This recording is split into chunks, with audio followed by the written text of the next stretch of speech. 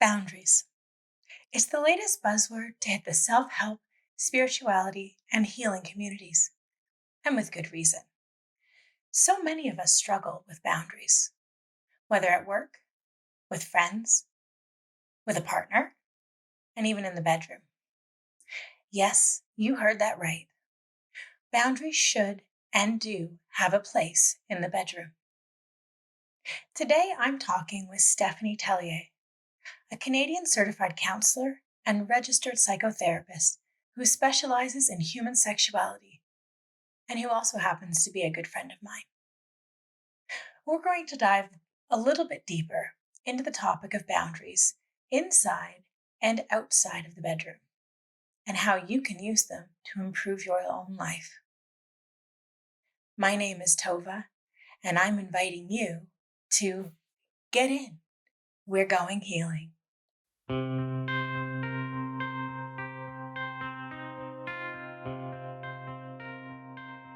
Well, welcome to our show today. Today I have an extra special guest. I have Stephanie Tellier. If you've been watching the show for a while, you might recognize Stephanie from our episode on cognitive behavioral therapy in season 1. So today, Steph and I are going to talk about boundaries. And we're going to talk about them in 2 categories, in daily life and in the bedroom. So my question to you, Stephanie, is let's start with, what is a boundary? Good question. It's a lot of things. It's not easy to define. It's your value system. It's limitations. It's rules. It's how you expect to be treated by others. It's how you engage in your self-care. It's how you really kind of identify as a person and what's significant to you. So it's a complicated question, but Has a lot of moving parts involved. it does. Yeah. So why would we want to use boundaries? Why is this such a big deal? Boundaries are important because they are a way to protect yourself. And I'm sure we're going to get into it later. We can have very healthy boundaries. We can also have unhealthy boundaries. But it is there to protect yourself physically, emotionally, sexually, spiritually. That's what they're there for. Awesome. So are these things bad? Are boundaries bad? Should we some people don't like it when you tell them no. So Mm. is it selfish to have boundaries? Are you being awful to other people, or why do we want those? I don't think boundaries are inherently bad. Sure, they can be. Boundaries, again, unhealthy boundaries can be used to try and manipulate and control other people. And that's not what it's about. Your boundaries should really be about you. Saying no is not a bad thing. Again, we don't want to be manipulating. We don't want to be coercing. We don't want to be punishing. Saying no is valid. You deserve that. And people have a hard time accepting that because we just haven't been taught boundaries as we've grown up. This is so true. So true. I know we did not do boundaries in my house. There was no allowance to say no to an adult if you Mhm. did not want to do something. There was no allowance to not hug a creepy family member who Mm. really wanted, the parents really wanted you to hug them, and you're like, I really don't want to, and you were told you have to. There was, I didn't have a bedroom door. Mhm. My mother put up a towel on a curtain rod Okay. as a somewhat protective barrier, but for the purpose that she could hear everything that was going on in my room, and I was not allowed to have privacy. Mhm. There were not a lot of options for boundaries. So I know myself, boundaries are a work in progress for me. Well, yeah, and a lot of people, especially in our generation, right? We're brought up as children. You do what you're told. You don't question authority. You have to be respectful. If you set a boundary, that's rude. You're going to hurt someone's feelings. And so now we're adults.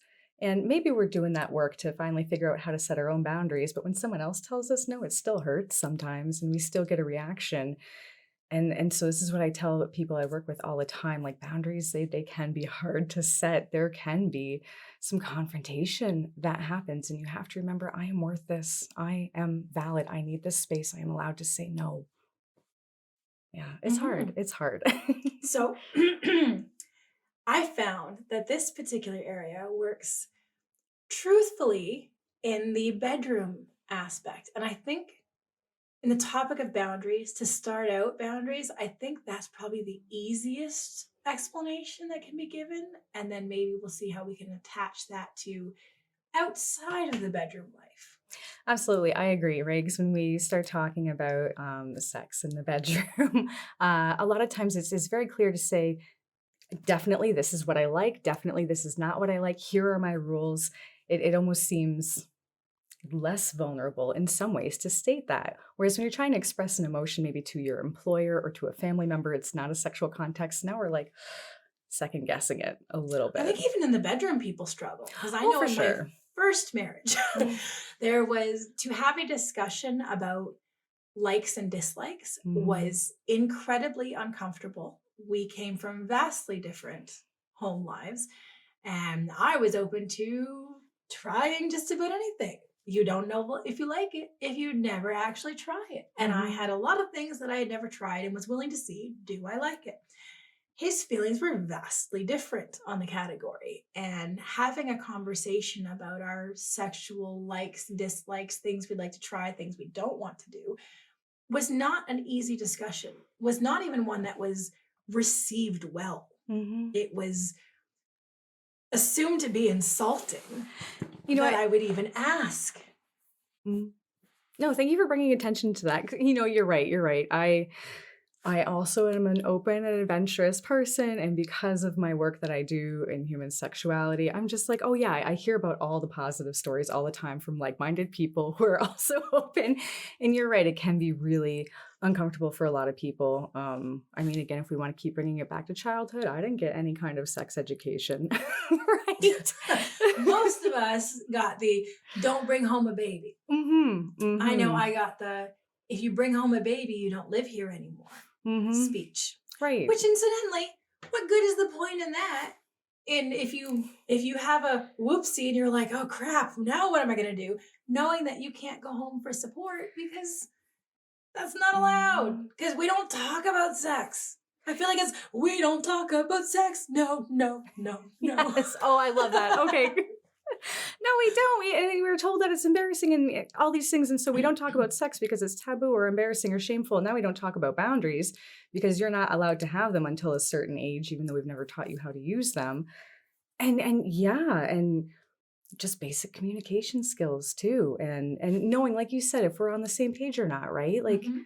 maybe I'm trying to think of an example here. So, like, okay, let's talk about infidelity for a second. All right. So, hey, we're in a relationship. Okay, Tova, no cheating. Okay. And that's all we say. That's our boundary, no cheating. Is that really a good boundary though? Because what does that mean? Does that Right. mean don't sleep with people? Does that mean don't watch porn? Not having emotional connections? So we're starting a boundary, but the whole point with boundaries is you need to really think, what am I trying to set? How do I communicate this so that it makes sense to my partner and they hear that? Mhm. Right. And then boundaries can be revisited. Maybe we're in a monogamous relationship, we say no cheating, and then we decide we want to be in an open relationship and we still say no cheating, but that's going to look perhaps differently than it was in a monogamous relationship. So we need to revisit that boundary Mhm. and communicate that again and make sure we're on the same page. I think that's a good point about communication because that's like a big one. I know that my partner and I, our definition of cheating is something that you would not do in front of the other person. Mm, So if you would not, I don't know, grab somebody else's butt in front of your partner, then that would constitute as cheating. If mhm, you would do it in front of your partner, knowing that your partner would be okay with that, then it's not cheating. That I feel is a reasonable definition across the board of if it's something that if your partner were right there with you, you would feel uncomfortable doing. mhm, It's probably something that is a boundary, that's a limit, that's going to be a problem in your relationship. So you probably shouldn't be doing it. mhm, Whereas I know I have other friends who felt that it was if you go to a stripper mhm. was considered cheating, which I mean, that's in my opinion relatively questionable, but that's their relationship. And they had set out that seeing going to someone who takes their clothes off Seeing another person naked constituted as a breach of their trust. Mm-hmm. And that was their definition. So, yeah, I think it is about communication. It's about communicating. This is the line Yeah. of how far it is acceptable. And beyond that becomes unacceptable. Mm-hmm. Yeah. No, exactly. And then some of us fall into that problem too of mind reading where I might I know what my boundary is, but I never communicated it to you. Yeah. And so now you've crossed it, but you don't know, but I'm going to be mad at you. Right. Mm-hmm. Right. See, there is the other issue with boundaries that comes up is knowing that that's our line. But if we haven't communicated our line to our partner for whatever reason we have that line, Mm-hmm. how does our partner even know that that's our line? Yeah. Yeah, exactly. No, and you really have to be vulnerable with yourself and with your partner to explore this. Um, and I don't know, maybe I misheard you for a second because I'm distracted. I'm sorry that It's was okay. squirrel. I lost it. It's okay. I am fully embracing who I am right now. It is okay to be imperfect. Um, mm, we're talking about boundaries and We're talking about communication. communicating, and if your partner doesn't know what your boundary is and you get Right. angry with them for not knowing the boundary, even though they didn't know that there was a Mhm. boundary. I lost it. It'll come Well, to me it'll come to later. you. It'll come to me It'll later. come to you. So when we talk about boundaries, what kind of boundaries are there? Like, is there only one kind of boundary? Is there multiple kinds of boundaries? What is a boundary in that way? Mm. So let's go in the sexual way. So Sure. just for ease of communication, and then we'll apply it out. Okay, I'll keep it simple. So, in the sexual context, you might have a physical boundary. So, like touch, for example, who is allowed to touch you, where they are allowed to touch you, how they touch you. It may be like a spiritual boundary. So maybe there's certain practices that align with your spirituality or your religion that is not okay with you, or that is okay with you, or you want to build more intimacy rather than sex. That's a boundary. It can be about drug use, for example, or any kind of substance use and what you have about that. The communication around your sex life. Are we going to talk about this with other people or not? Who gets to know, who Ah, doesn't? that's a good one. That's one that Mhm. most people don't even discuss. That I don't even think I've discussed that. That's actually a really good one. Yeah, like I'm sorry if I'm giving you so many things. Like you can make a boundary for anything. Honestly, it goes everywhere. Um, Lights on, lights off. Are we doing this in public? Is it private? Right? Anything you can think of, there can be a boundary. So now, in that same sense, if we're bringing it into, let's say, for a comparison, hard yeses, no yeses, like hard yeses, hard no's, flexible. How does that apply to boundaries, if it does at all?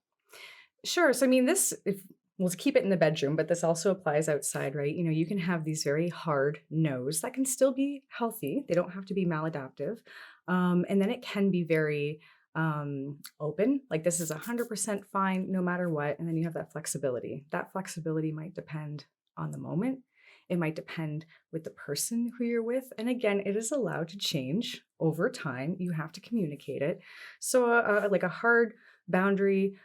Mm, maybe, yeah, it's no drug use during sex. This is my absolute hard boundary, okay? Um, does that include marijuana? For some couples, it might not. So that might be your little bit of a flex boundary that, you know what, marijuana use is okay. Maybe in this context with this person, but not this context, not that person. Open boundary, perhaps drug use is a bad example because that can be very risky for a lot of reasons, but that just might be like, hey, anything goes, Mhm. which again, maybe not the best example to use, right? It can be good. It can also be maladaptive because you don't want to have no boundaries. That gets into people pleasing, where now you might be putting yourself, yeah, in these compromising and dangerous situations. You're not valuing yourself Mhm. for what you need, for who you are. You're not seeing your own worth. And then that other person's not going to see it either. And for those paying attention, that also includes agreeing to have sex with your partner when you don't really want to do it just to make them happy. Mm-hmm. If you don't want to, you don't want to, and you are allowed to say that you don't want to. If there's an activity that you don't want to do, you are allowed to say just because your partner really wants to do it does not mean that you have to do it just because they really want to do it if you don't actually want to do it.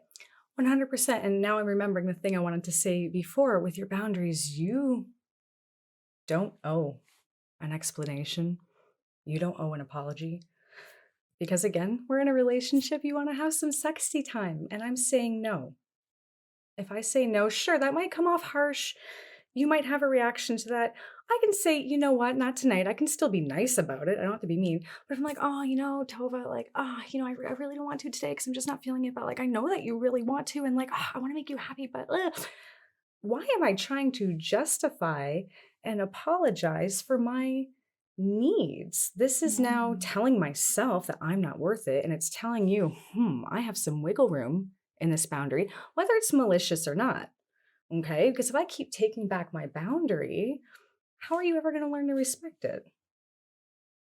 Very valid point. That's very true. And at Yeah. that point, you're right. You don't have to explain why. Though I'm the person, I am an over explainer.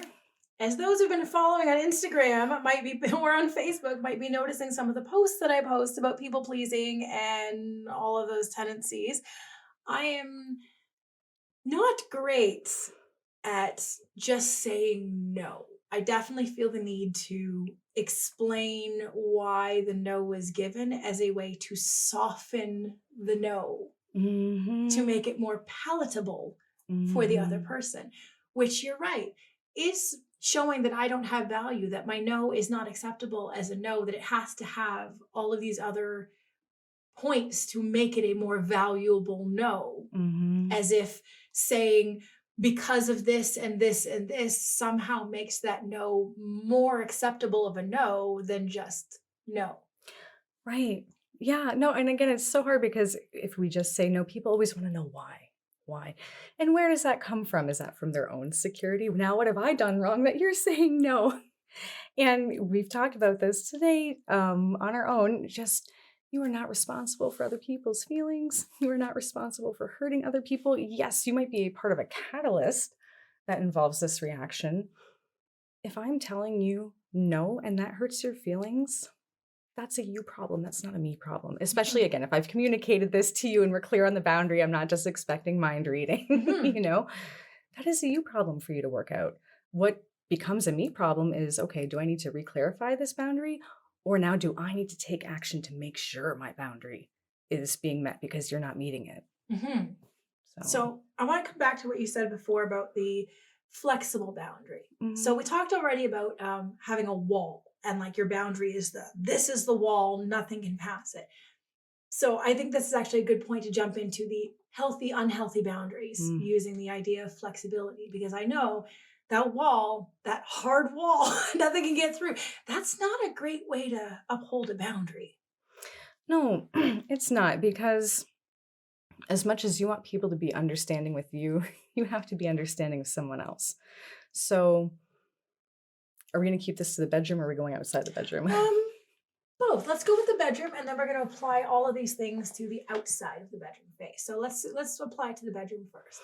Okay, so let's say that my hard boundary, are you comfortable with me using you as my Yeah, sexual no, I'm partner? totally fine. Totally Okay. fine.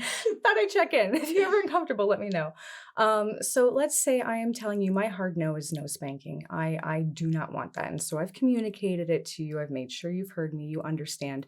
And we are in the throes of passion. And this is something you enjoy doing, and you give me a spank. My hard boundary would be like, all right, that's done. You completely disrespected me. You violated my boundary. Relationship's done. I'm never talking to you. We're not going to, I'm not going to let you hurt me anymore. Okay. Is there room for flexibility because you're my partner who I love and I understand this was a mistake? Are you going to keep doing it over and over and over again? Well, then, okay, hang on, right? That's where that healthy boundary comes in. You have to allow that person some grace to understand. And what I would expect from that too, if I said, hey, Tova, I asked you not to do that, are you going to be accountable for what you did? Are you going to Mhm. offer an apology? Are we going to talk about how to work through this? Then we can still move on with a healthy boundary. Mhm. If you break my boundary and you're like, not my fault, not responsible. This is your problem. Mm, you know what I'm saying? So like those hard boundaries are not having that empathy, not having that recognition, not letting anyone in. I am going to protect myself before you even get the chance to hurt me, Mm-hmm. right? And I mean, on the flip side, then you've got the very soft boundaries. Mhm. So let's talk a little bit about the other spectrum, because some people might not have hard boundaries. Some Mhm. people who have people pleasing tendencies and recovering codependency Mhm. might struggle with soft boundaries. So let's talk about that. What's a soft boundary? I want to make sure we're on the same page when we're talking Okay. about this. So soft boundary is I have a boundary in principle, but I'm never going to enforce it. Is that what you're meaning? Yeah. Okay. Yeah. You're right. In my head, I Mhm. know that there's a boundary, but I might have said it out loud Mhm. once or twice. But when my boundary is crossed, there's no action. Right. Yeah, you don't say anything and then you let it happen again and again and again. And now maybe you're building resentment for your partner. That's misplaced, because again, this is something that you have control of you and only you. When you have these soft boundaries, again, you're saying, "Well, I have this exists, but it's really not that important. I'm going to place your importance above me, your value above mine, your needs and desires above mine." Why even have the boundary in the first place? But Steph, isn't that how you make your partner happy? Oh, but that's the message we're taught. Yeah, you want to make other people happy. And again, this is where it shifts back into those like the healthy boundary, right? Okay. You really like this thing. I really don't like this. Is this going to be a hard no, or is there room for flexibility? Is there room for compromise? Right. So now let's take that outside of the bedroom. Hmm. How do we apply these same concepts of not having hard no's and not having soft no's and having that flexible space in between, and how we can apply a boundary that way? That gets That gets tricky because at least with your intimate partner or partners, the hope is that you do have some communication and respect and love for each other, right? But let's say you're trying to set some boundaries at work. This gets a little complicated because maybe you and your employer are not besties in any kind of context, right? And there are rules that need to be followed, and you need money. You got to get paid to do your job. So having a hard boundary might be a quick way to get you fired. Might be. And having no boundaries, well, you're just going to get burnt out. You're going to do everything and anything that you can do to be perfect, which doesn't exist. Perfection is not real. Um, and again, it kind of comes to these compromises, right? Because even with work, I wouldn't allow someone to talk down to me in my normal life. With my boss, I might feel that pressure to let that slide because I don't want to get fired. Mhm. I need to know for myself, where is that point though where enough is enough? Mhm. Okay. What is that to me? It's going to be different to you. It's going to be different to someone else. Of course, also, what am I going to do about it to actually, Mhm. again, identify that this is a boundary? This is upsetting to me. Can I have a conversation with my employer? Can I go to HR? Um, it's complicated. See, now I'm glad you brought that up, because that brings up an excellent point. So let's say you have a boundary. You set down your boundary, in this case with your boss. You set down your boss and you said, I'm not working beyond these hours. Mhm. I have a life, I have a family that needs me. When the clock hits this time, I am not available. I am not accepting emails. I'm not accepting phone calls. This is my family time. And your boss says, well, if you don't do that, then you're going to get fired, because I need to have access to you all the time whenever I need you. Mhm. And you have to find that middle ground in between. So, how do you do that? How do you enforce that boundary with your boss? If you want to say, you're crossing my boundary, you're contacting me outside of my work hours, how do you not have the firm boundary and have something a little more flexible? That's going to be really tough because I do understand as much as we want healthy boundaries, sometimes we are in situations we might not be able to put them out like we want. If we're in a dangerous or threatening situation, or again, if I need that job and I have no other opportunities, it might be a situation where I can't. And that's very unfortunate. It's not fair. These things do happen in a situation like that. Again, let's try communicating. If they don't hear that, being explicit. So, not just like turning off my phone and hoping your boss gets it, but like, hey, Tovah manager, I cannot do this. My phone is going to be off at 7 p.m. instead of 5. And I will get back to what you need on Monday, right? How do they feel about that? How they feel, that's their problem, not yours. Again, where are you comfortable being flexible? Where are they comfortable keeping your safety in mind? Mhm. Can you afford to lose this job? If not, that becomes a lot more difficult. Mhm. So then what is the solution? At that point, if you're trying, let's say that now at this point you've given a flexible boundary, you've done all this stuff, and your boss still isn't respecting your boundary. And this could be Mhm. applicable in all cases. You've set down your boundary, and the person that you have set the boundary with is no longer respecting that boundary. What's the next step? Mhm. Keep communicating. And you can be very blunt. You can say, I have set this boundary and use that language. Or you can say, hey, Tova, we've talked about this before. I just want to remind you my phone is going off at 7. I see that you keep calling me. Tova, I am now going to have to actually turn off my phone, not just put it on silent. I am going to turn it off and I am not going to get back to you. Tova, I am not going to read those messages anymore because I still need to perform my job for you. What is your concern, Tova? Actually, are you worried that I'm not going to get my job done? Let's do a performance review and see where I can be met. Okay, so there's that little Mhm. compassion piece. So I'm telling you, I do not want you calling. Okay, what is the real issue here? Mhm. According to you, my employer, right? Am Mhm. I not getting my work done? Okay, well, let's figure something else out then so I can get it done in my 9 to 5 or my 9 to 7. Um, and again, just Tova, we can't handle this. I'm going to need to go to HR. Or Tova, I can't handle this. And on the side, you're looking for a different job. You're looking for your way out. Right.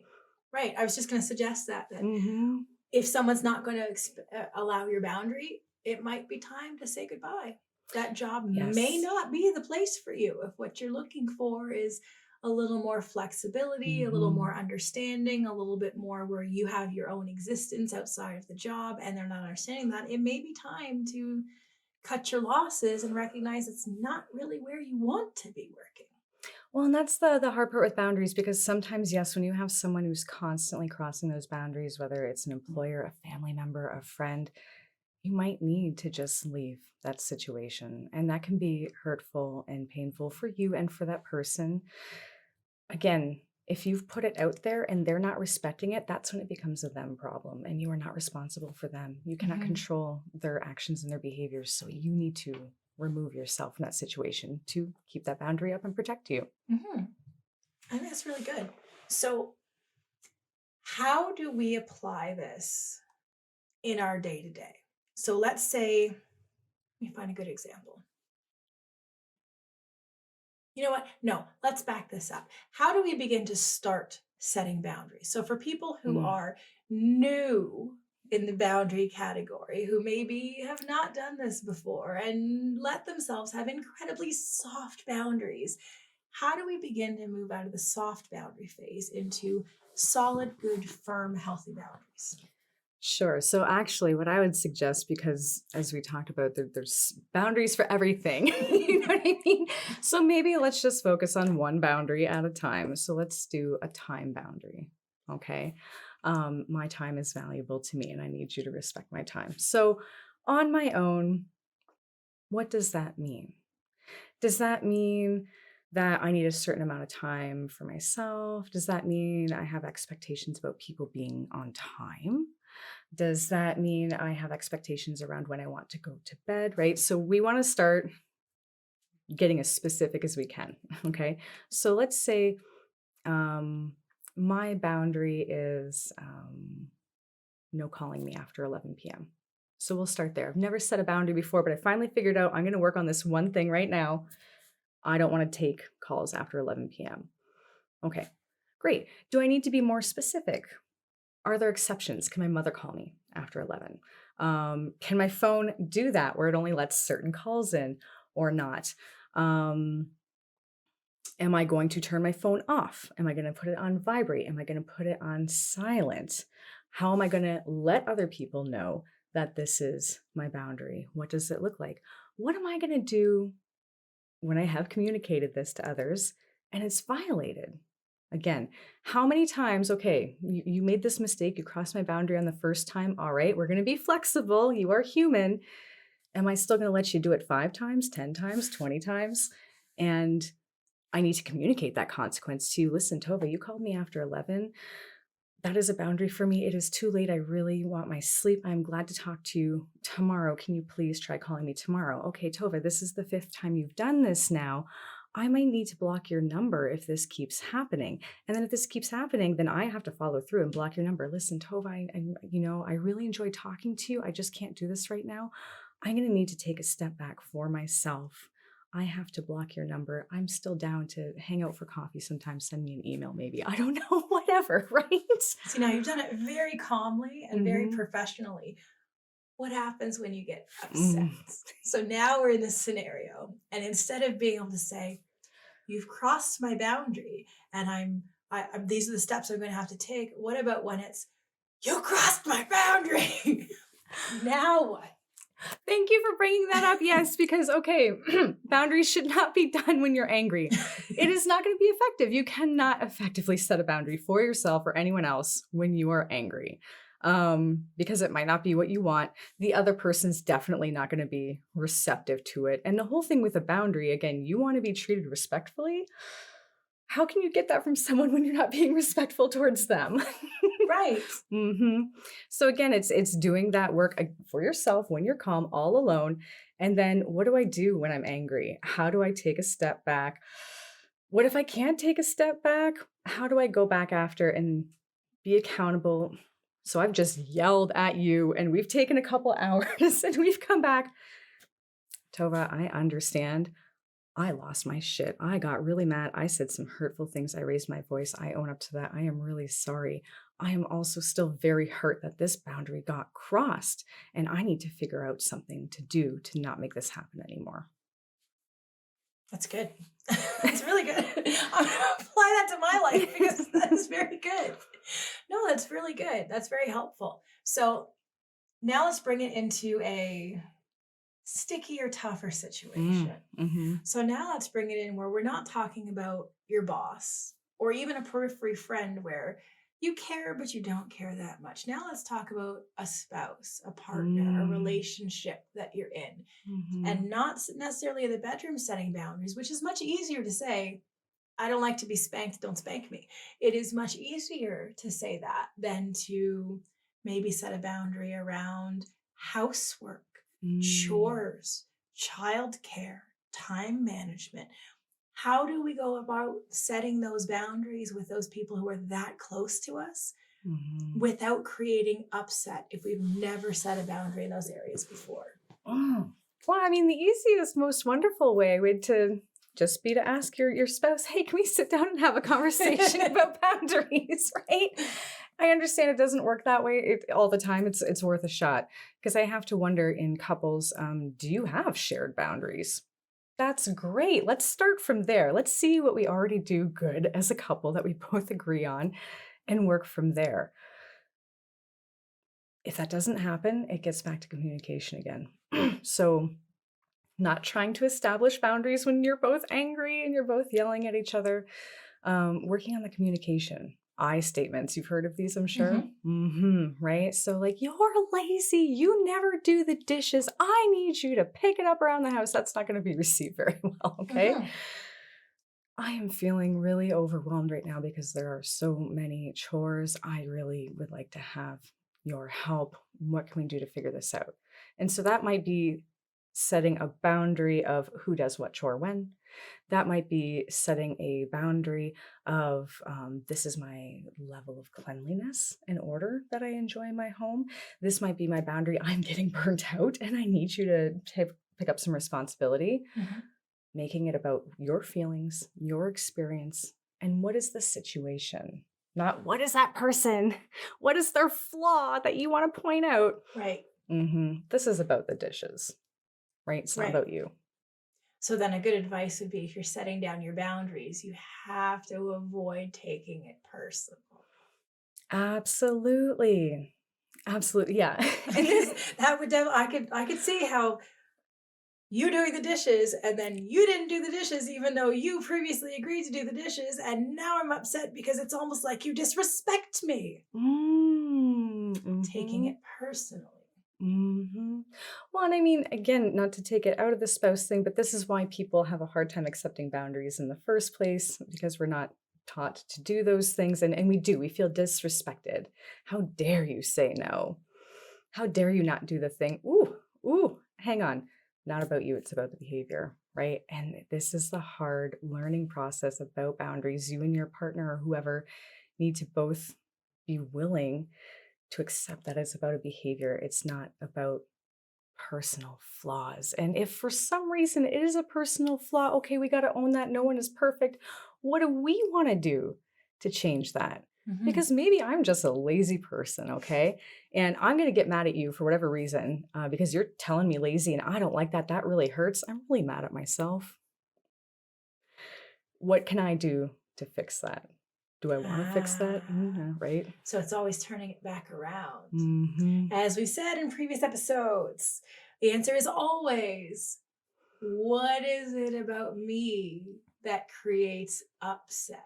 Why Hmm. does this situation trigger me? What is being triggered in me that maybe needs to be looked at, that I'm just reacting instead of trying to figure out why do I feel so disrespected when my Hmm. partner doesn't do the chore that we had a boundary about and they Hmm. crossed the boundary and now I feel disrespected. But why do I feel disrespected? Hmm. Where is that coming from?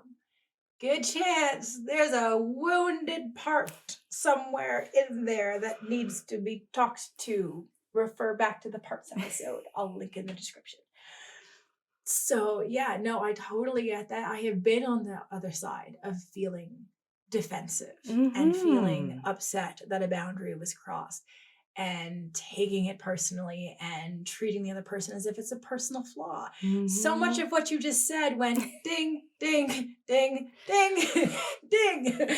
So much of that, because I know, just as we said before, I didn't grow up with boundaries. Nobody taught me boundaries. Were unacceptable in my childhood home, Mhm. and boundaries are something I have struggled with in every category my entire life. Absolutely, and I mean, like, look at this dishes example. So let's go back to being a child, and your parent, your caregiver says, "You need to do the dishes." Like, no ifs, ands, or buts, no explanations, no nothing. You have to do them, and you know if you don't, there's gonna be a consequence, whether that's, disapproval or, grounding, some sort of punishment. There is a consequence that you don't want. Mhm. You hate that as a child, but whatever. You grow up and you're like, okay, I see my spouse is not doing the dishes. Well, they need to be punished now because that's how I treated, Mm. right? That's also not very effective. No, as someone who has tried that method, it is not effective. Right. And it doesn't even matter because, first of all, if your spouse was not raised that way, they're going to be like, what the heck? And if they were raised that way, well, yeah, that's still getting into a deep trigger point that now, oh my gosh, I'm not good enough. We don't have to go there, right? But you have all these Right. negative self messages Mhm. and you're catching yourself in those moments. I deserve respect. I demand respect. We got this wall boundary now. And oh my gosh, wait a minute. Am I my parent? Oh, Mm. hate it when I open my mouth and my mother comes out. Hmm. And we start realizing again, boundaries are okay. We need to have boundaries. This is great. How are they going to be healthy? Because what we grew up learning wasn't what we needed. Right, right.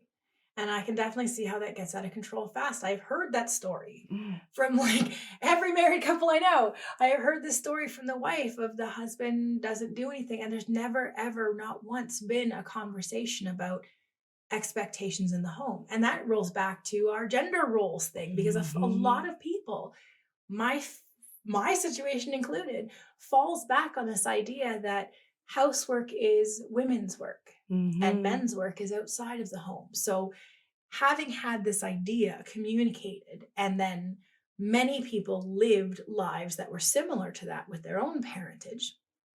I mean, not everybody, everybody's got Hmm. different situations, but it's a Sure. common thread amongst many, many people, particularly of our generation. Mhm. And then you've got people who now get into relationships holding that same assumption Mhm. that the role of housework and childcare by default falls on the female presenting partner Mhm. versus the male presenting partner in this given scenario. Obviously, every Mhm. relationship is different, but in this Right. situation, Mhm. and I see it many, many, many, many times where the woman's like, so it was also my husband's job to do the work outside the home and bring it in, but now I'm also doing the work outside the home, and yet no one else is helping pick up the other responsibilities that are just assumed to be the Mhm. woman's responsibility. Actually, as I'm saying this, a quick example that I found, there was an episode of How I Met Your Mother, Okay. and there was an episode where Lily and Marshall, the two people that were married, Marshall goes to the pub and he's talking to his friends about how Lily told him that he had to clean up his cereal bowl. And he was Okay. quite upset. And she was like, I'm not cleaning it up. You have to, do you see it sitting there? You're gonna have to clean it up. And he went to his friends and he went on this whole tirade about how, she did this. And then of course Barney, who has the worst advice ever, Mhm. jumps in there and says, no, this is how you should do it. You should tell her, I'm the man. I make the money. You should have to clean up after me. Mhm. And so Marshall, being the idiot that he is, which is not nice, but Marshall makes bad choices, Mhm. goes home and decides foolishly, poorly, by the way, not even the same way Barney told him, but like in Mhm. his, I remember different points of it and I'm going to do my best to throw it out there sort of way, threw it out there and told Lily, no, I'm not I'm not going to do it. You're the woman. You should have to clean it up because dishes are woman's work. Mhm. So obviously you can imagine how well that went for Marshall, Mhm. that Lily was not down for being talked to that way and the expectation that she was going to have to assume the role of housekeeper. But it brings up an excellent point. It is automatically assumed in many heteronormative relationships that the woman is going to automatically assume the role of Mhm. caregiver and homemaker on top of anything else she might be doing outside of the home, whatever career she has, any of that stuff. She will automatically be given that role Mhm. strictly because she happens to have female parts and it's just assumed that. But many couples don't actually have a discussion about how that gets taken care of in the home. Whose responsibility is it? Does everyone Mhm. help out? Does everyone clean up? Does Mhm. everyone take up after their own mess, or is someone else going to be responsible for picking up?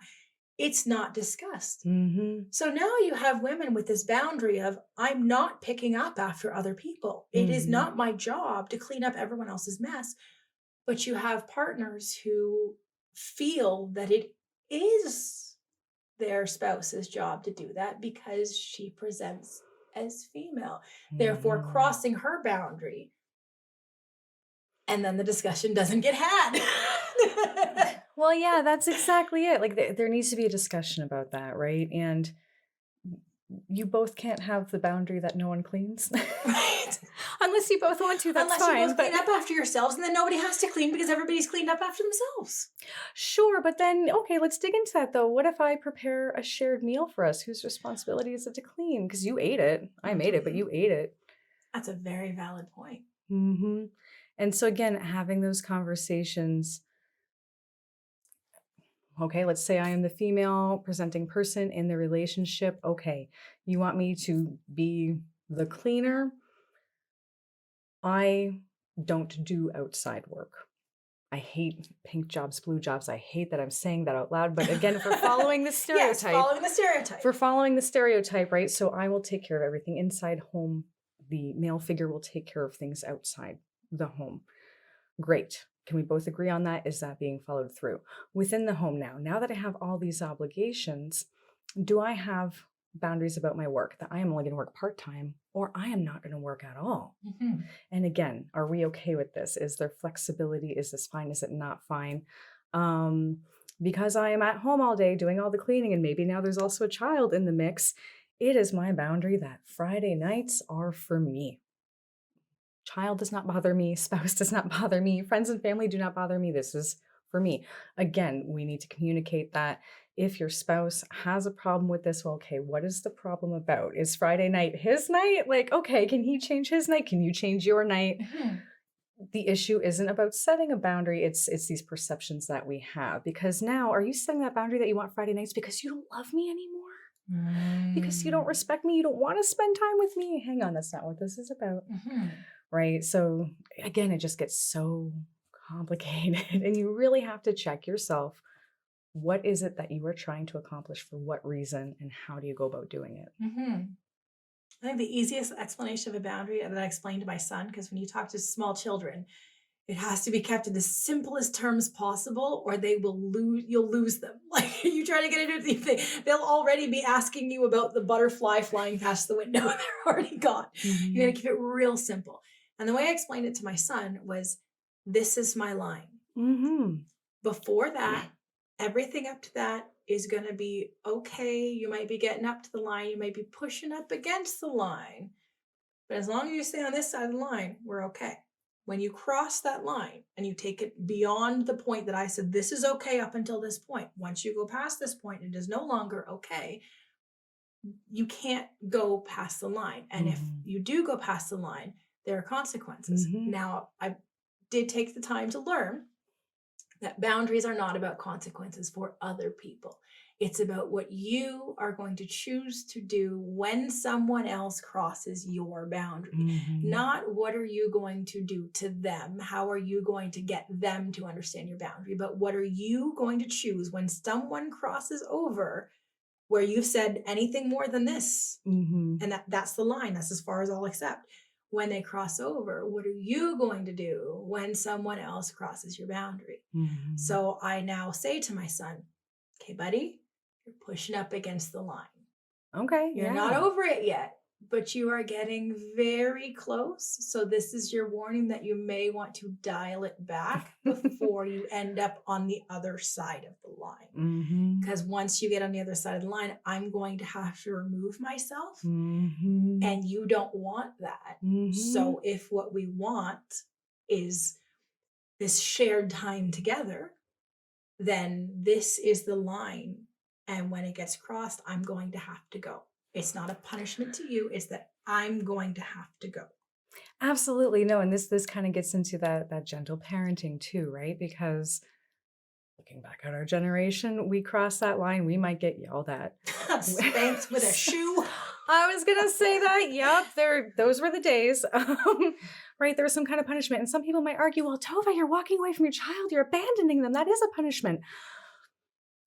Child, I love you, and I really need some space right now, so I'm going to leave. I'm gonna come back. And I love you. I need to protect myself right now. That's no longer a punishment, okay? The child might still be hurt.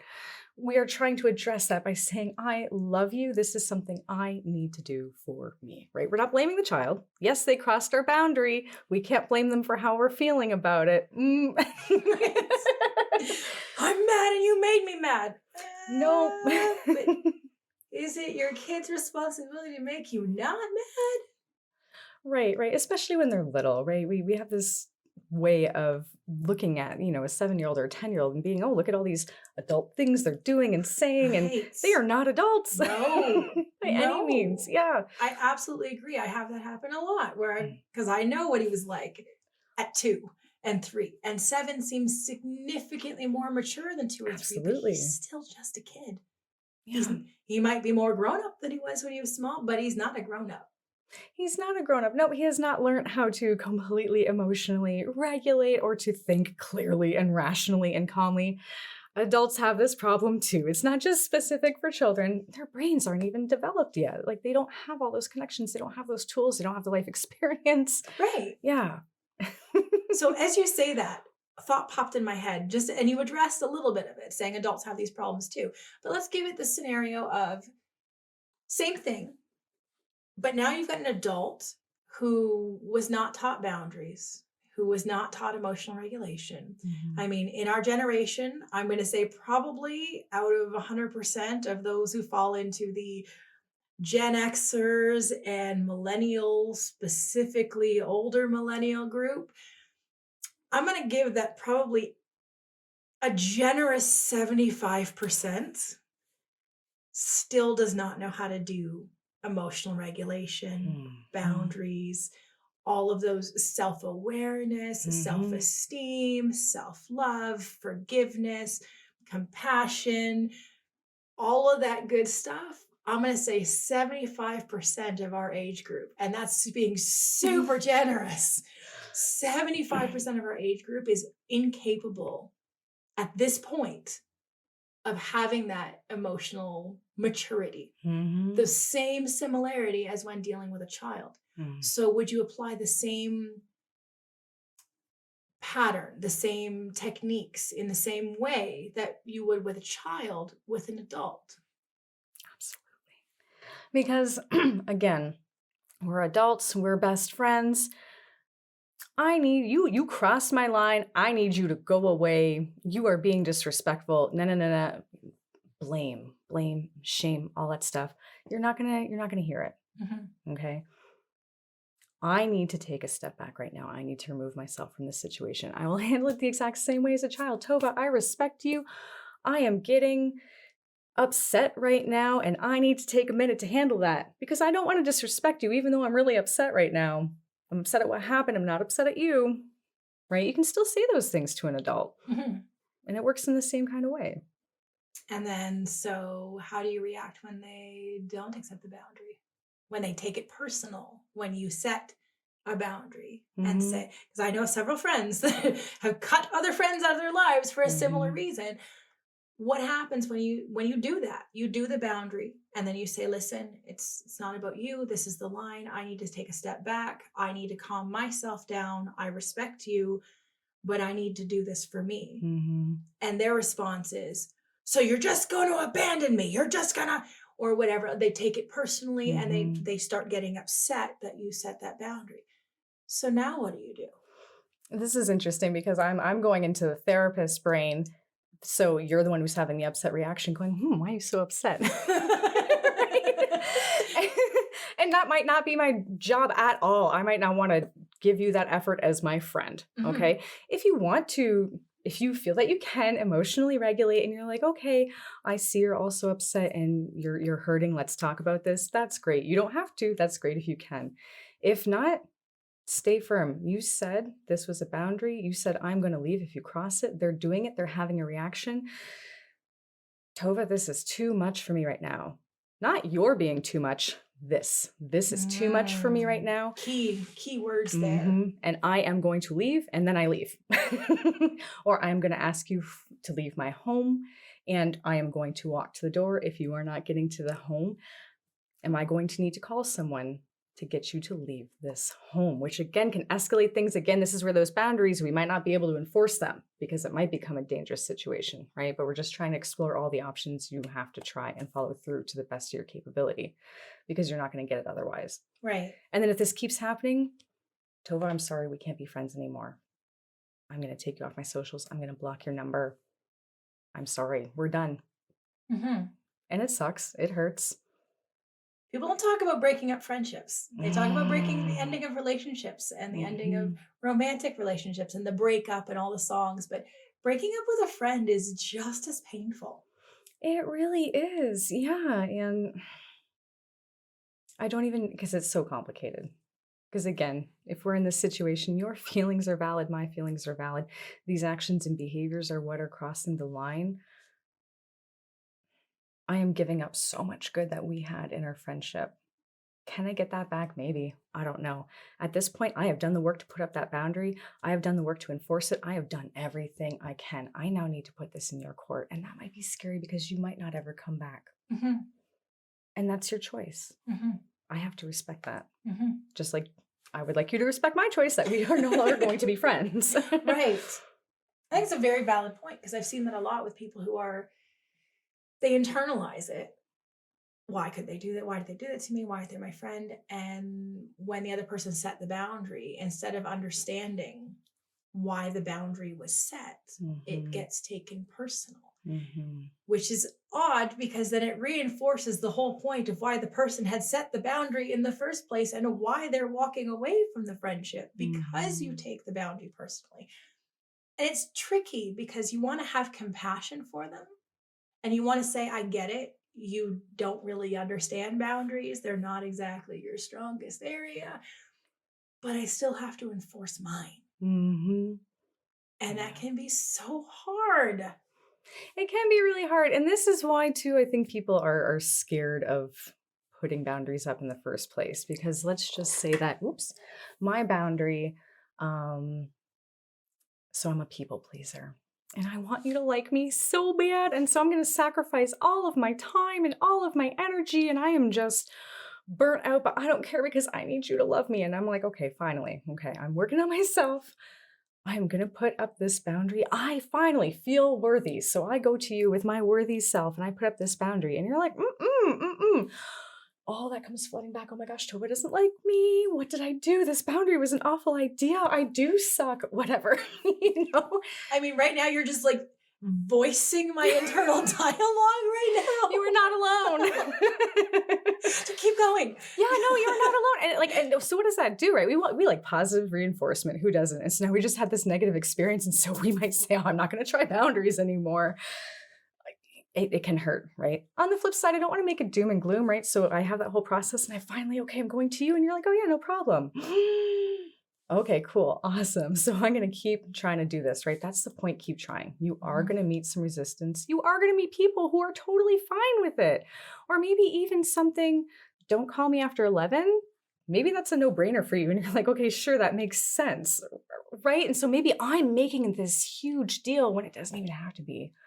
You got to take that little bit of risk to find out. I want to share a story of the first time I put a, well, not the first time, but recently in the last couple of years, I had to put a very hefty boundary on Mm, my mother. mm, My mother is not, she had some health issues 15 years ago. And in my personal opinion, she should not be driving. And in mm, many people's personal opinions, she should not be driving. Physically, I don't feel that she has the capability to react well mm, in a mhm, driving scenario, which puts her and everyone else on the road, and obviously everyone else in the world, at risk when she's out driving. And she had to go to her doctor's appointment, and she wanted me, she needs to be in a, she calls it a transfer chair, but essentially it's a wheelchair to get okay. around because it's too hard for her to use the walker and walk Mhm, long distances, which gives you an idea. And she's affected on her right leg. So as a driver, that's your leg that has to move quickly between mm, brake and gas. She does not move her right leg very well, but insists that her doctor told her she could still drive. Meanwhile, her mhm, doctor has not upped any further paperwork and she's just assuming that it's so.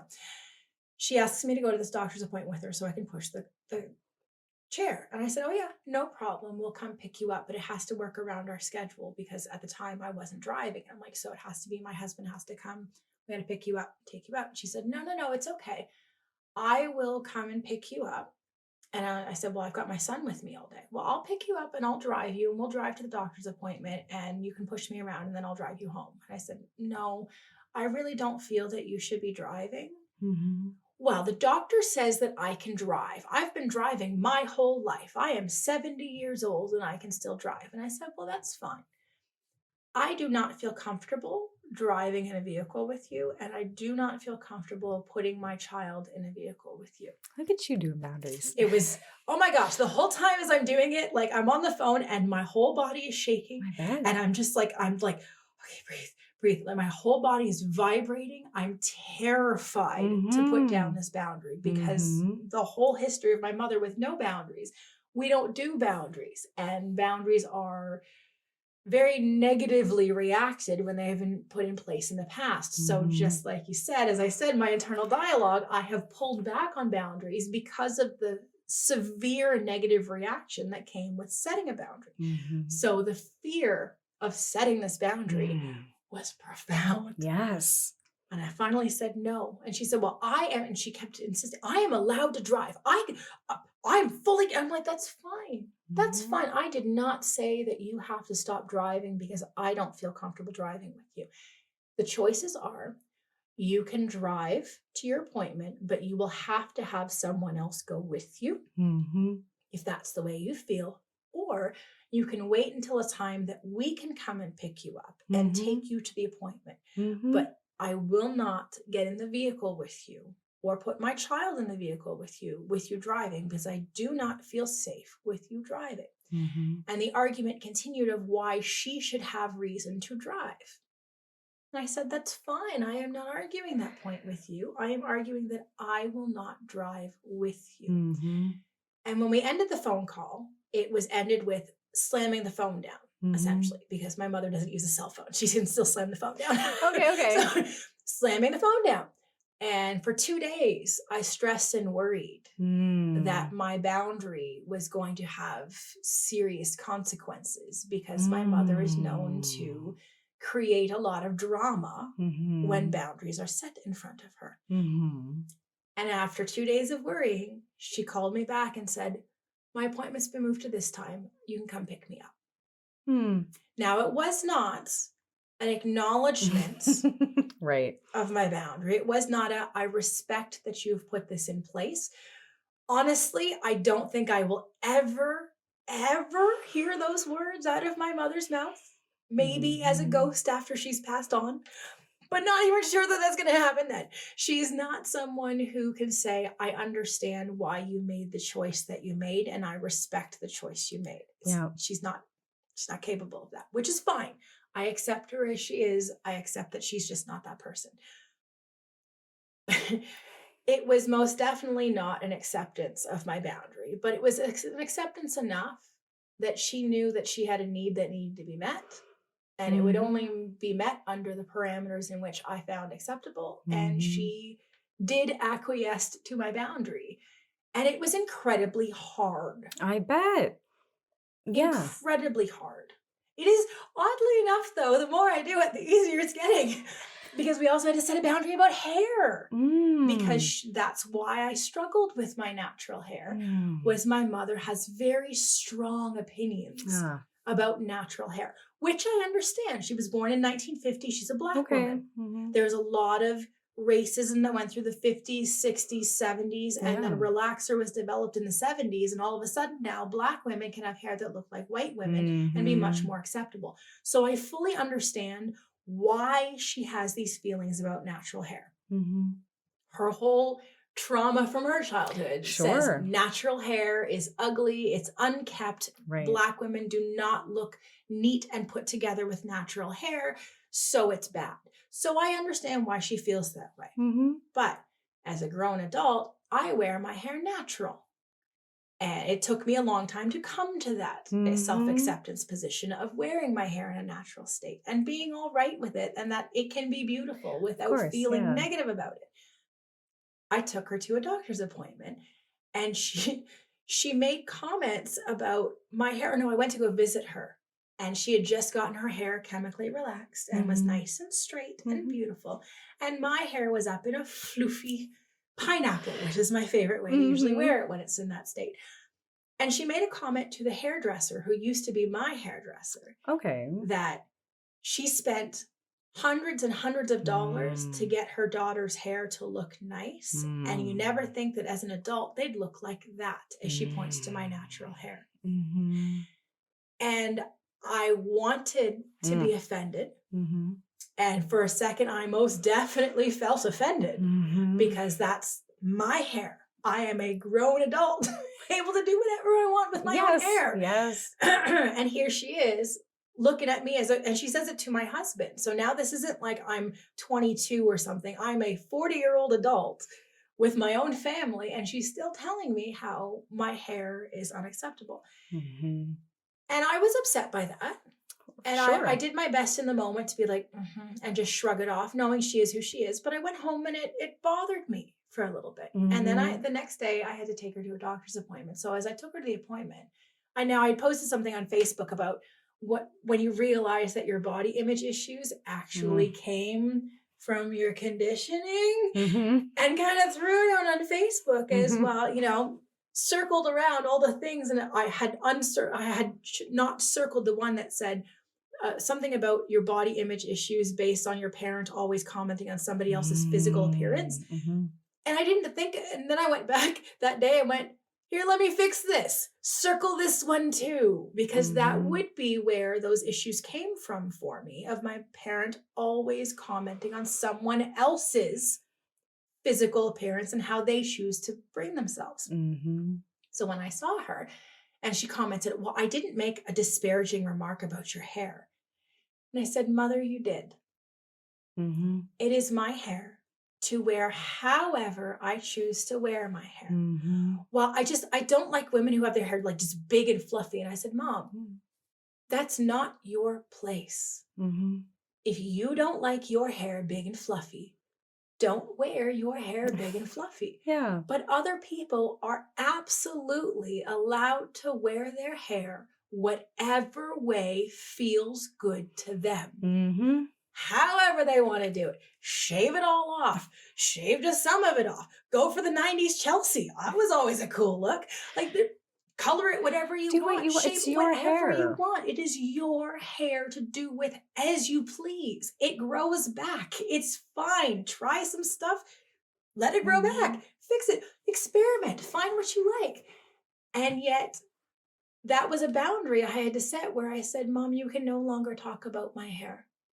I will no longer accept you speaking negatively about the way that I choose to wear my hair. Yeah.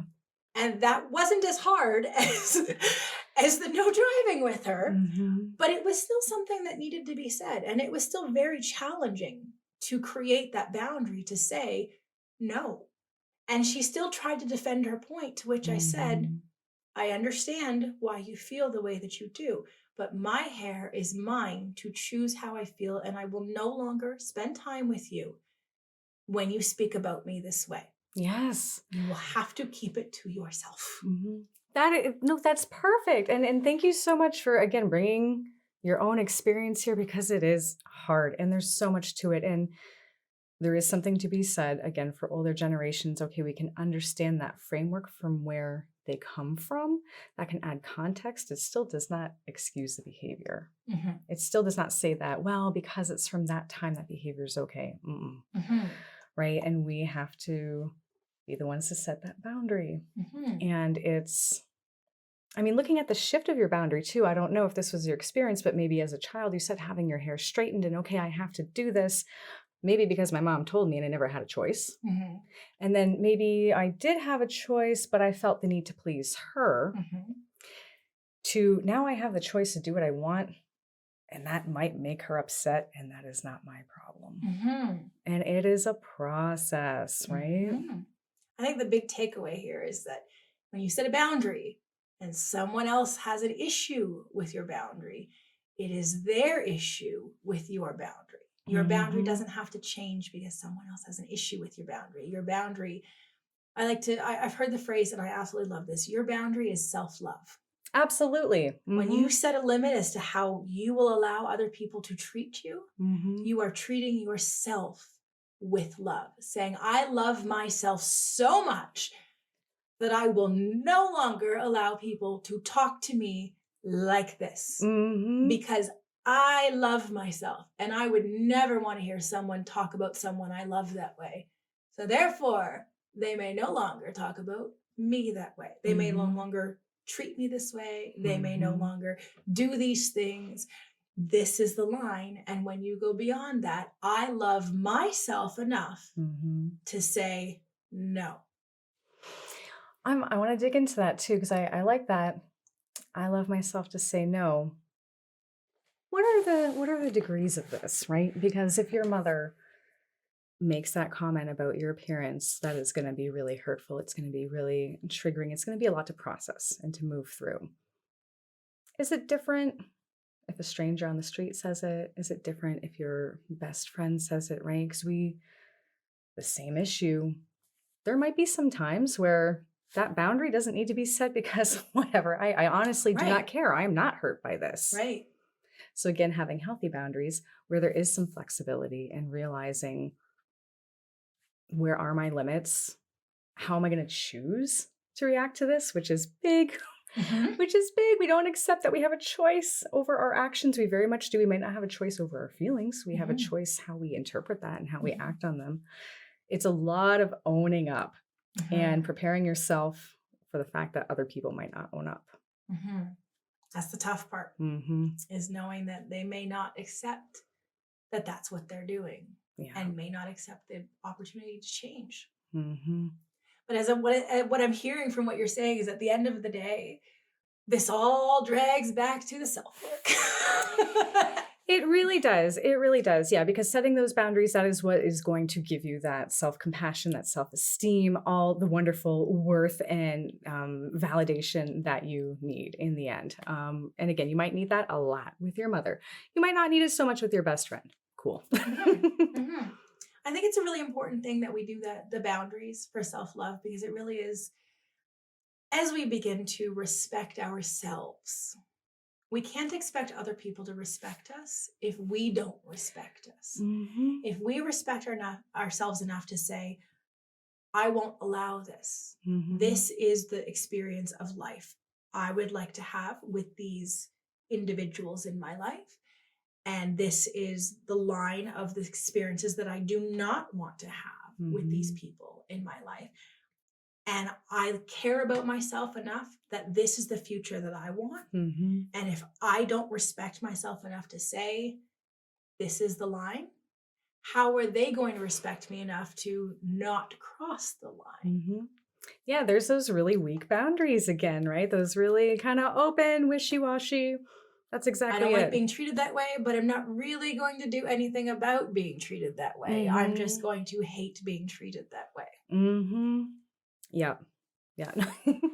That's it. And you're really just devaluing yourself there, right? Mhm. Because again, even if it's not explicit like that, on that subconscious level, I don't deserve that boundary. I don't deserve that respect. I don't deserve that break. I don't Mhm. deserve whatever, you know? And yes, you do. Yes, you do. You deserve all the good things. You Yes. deserve people treating you with kindness. You deserve people treating you with love. You deserve people speaking to you with kindness, Hmm. respecting your time, respecting your space, Hmm. respecting your person.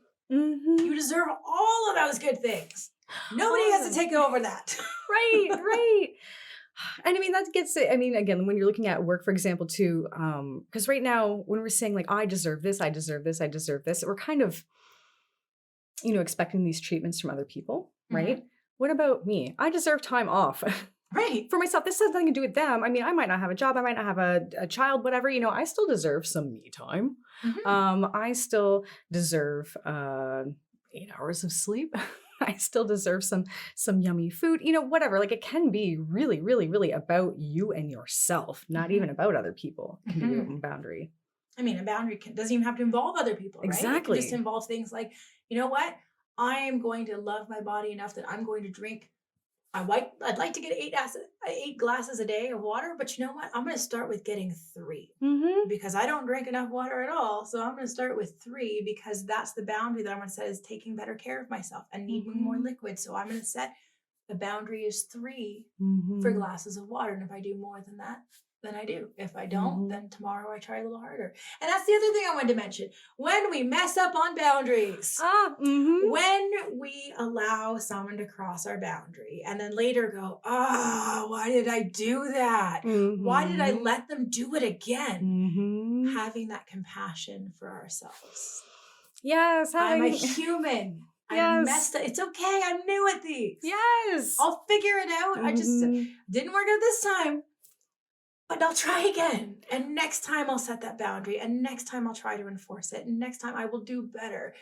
But having that compassion for yourself, that when you don't do it, even though Mhm. you told yourself in the beginning, okay, that's it, I'm going to start setting boundaries. And then you chicken out in the moment, which is Mhm. okay, It that it happens. is okay. And that you Yes. are not bad at boundaries just because you couldn't get through it the first time or the 10th time. It Right. may take you quite a few until it becomes comfortable saying, this is how I will or will not accept being treated. 100%. Yeah, it takes practice and it takes effort and you're going to make mistakes sometimes. It's normal and getting to that place of courage too because you're right. What if I didn't set that boundary? I'm going to give myself all the self-compassion, all the self-love. Can I also go up to that person and say, "Hey, the thing that happened last week? should have spoken up then and I didn't. It caused this hurt with me and I wanted to talk to you about it, that this is what I need right now. Can Hmm. you do that, right? Hopefully you can, maybe not, but again, compassion, compassion, compassion. Mhm, mhm. Work on it because it's okay to say, I'm not even blaming you for crossing my boundary. I did not put that out there. I did not follow through. I made a mistake. I want to fix this because this is important to me. This is my boundary. I hope you can hear it and we're going to do this. That's the key word I just heard, because this is important to me. Mm-hmm. This is important to me. If it is important to you to not get treated that way, set your boundary because it is important to you. That brings me to a whole conversation about language because we are talking about needs a lot. This, I need respect. I need this. I need you to whatever. I am really trying hard to change my language around that because the word need can actually be a little problematic. Mm. What do I need? I need oxygen. I need water. I need food. I need a roof over my head to some capacity. Okay, those are needs. I don't need you to be kind to me. I would like that. That is important to me. But if I say, I need you to, now there's a sense of urgency, even if I'm saying it calm, right? I need you to do this. Well, you're thinking, okay, or what? Is this a threat? Mm. Right? And again, if I am angry, well, then of course you're not going to take it very well if I'm yelling at you. Need is a tough word. So this is important to me. This is what I want. This is what I desire. This is what I value. Mm. Because those are things that are a little bit harder to argue with, right? Mhm. Oh, you need me to do the dishes? Well, I need you to smarten up. Woohoo, woohoo, hang on. Right? Oh, did you just take that as the dialogue of my arguments with my spouse? Oh, no. We grew up with that though, right? Right? I need you to smarten up. Well, Oh, I hate that phrase so much. So much. I heard that so much from my grandparents growing up. I hate that phrase. Smart. You better smarten up. What does that even mean? By whose definition? And then, of course, my smart ass would be like, well, I'm already smart. Right. Right. No, I don't need to smarten up. I'm already super smart. You're like, stop being a smart ass. But you told me to smarten up, and then you want to be a smart ass. Which is I'm obviously smart. And because my mouth does not always stop. So I have often challenged authority growing up. And I don't like being told what to do. So when someone says smarten up, you better smarten up. You're right. There's the or else what? Mm-hmm. And then there's the why do you need me to change me for you? I wasn't even doing anything. I was just doing my own thing. And now all of a sudden, I got to smarten up. For what? What was I doing? I hate that phrase. Sorry if I caused a trigger there. It's Hashtag, what is it? Hashtag boomers? Hashtag boomers. Been there, done that. Like we talked about before in our own personal conversations, it's these conditionings that we have to let go of that came from our own childhoods and our own lack of boundaries in our childhoods. And then saying, okay, you know what? I can set these. I am not a small child anymore who's going to get yelled at because I disagreed or said no. I am now an adult, fully capable of making choices for myself, mostly. And I can say no and still be all right with that. And it's true. It's like you said, it's the people-pleasing tendencies. So it's working through the work, the self-work to get beyond the need to have people like you, because that's where your validation comes from, is other people's like, but getting to the point of I like me. Right. And if you don't like me, you're the one who's actually missing out. Exactly. I'm a pretty awesome person. And if you don't want to hang out with me, that's fine. Your day will probably be okay, but it won't be awesome like it could have been. Right. I love that. No, I love that. Because yeah, you got to be good with you. And if other people aren't that's up to them. That's their problem. That's their loss. Whatever. Right. This has been such an excellent talk. I had so much fun. Thank you so much for this. Like I love how it can relate to your hard, soft boundaries, your flexibility in the bedroom, and how all of those same things apply out. So, for those who are paying attention, if you actually wanted to get a little more into your sexual encounters in the bedroom, try adding boundaries and see what happens. Actually discuss what you like, what you don't like, what you'd like to try, what you wouldn't like to try. Full out.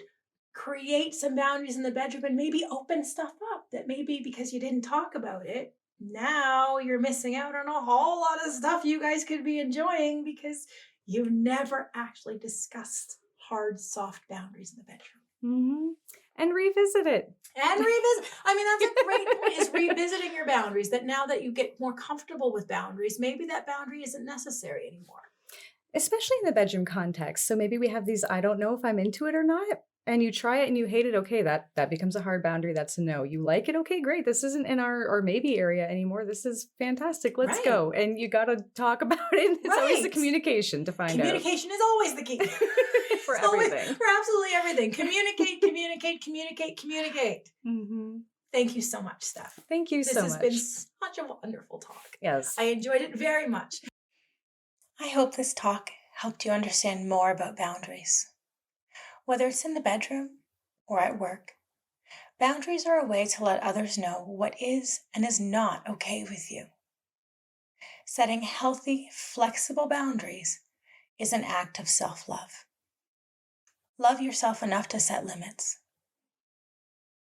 So until next time, keep dropping those things that are holding you back from being your highest, most authentic self.